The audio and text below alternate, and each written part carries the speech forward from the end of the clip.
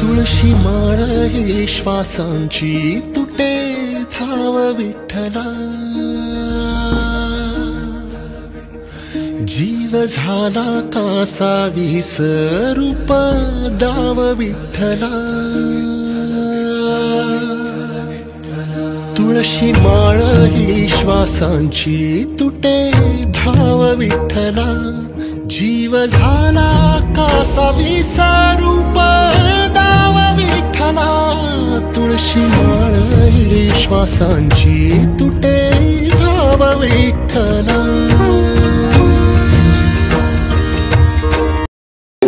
गावांमधून आलेले सर्व वारकरी संप्रदायाचे आमचे सन्माननीय सर्व ज्येष्ठ नागरिक, आलेले सर्व राहता शहरामधले आणि वीरभद्र ट्रस्टचे सन्मान्य अध्यक्ष उपाध्यक्ष व सर्व सन्मान्य पदाधिकारी, सन्मान्य पत्रकार आणि मित्रांनो, खरं तर सालाबादप्रमाणे पांडुरंगाचं दर्शन घेण्यासाठी महाराष्ट्रातून आणि आपल्या राहत्या तालुक्यामधून देखील अनेक दिंड्यांनी प्रस्थान केलेलं आहे। ही पहिली वेळ आहे की दरवर्षी दिंडी प्रस्थानच्या वेळेस आम्ही पांडुरंगाकडे एवढं साकडं घातलंय की पाऊस पडू द्यावा, आणि ही पहिली वेळ आहे की प्रस्थानाच्या अगोदरच पांडुरंगाच्या आशीर्वादाने प्रचंड पाण्याची उपलब्धता आपल्या सर्वसामान्य शेतकऱ्यांना झाली। आता जाताना पांडुरंगाकडे एक साकडं घाला की असाच पाऊस दरवर्षी पडू द्यावा, एवढीच मागणी आपण पांडुरंगाच्या करतो।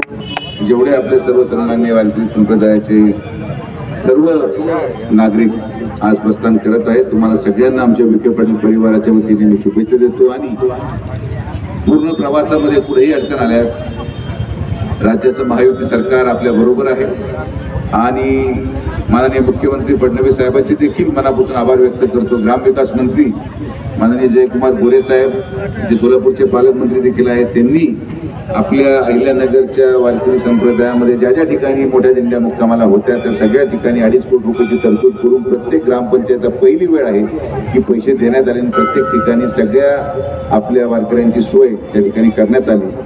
पालकमंत्री माननीय नामदार राधाकृष्ण विखे पाटील साहेबांनी देखील पूर्ण अहिल्यानगरमध्ये वेगळ्या वेगळ्या ठिकाणी नियोजन केलेलं आहे।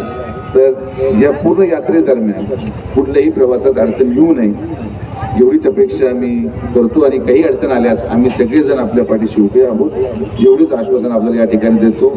आपण सर्वजण आज प्रस्थान करत आहात, आपल्या सगळ्यांना परत एकदा आमच्या विखे पाटील परिवाराच्या वतीने शुभेच्छा देतो। रामकृष्ण।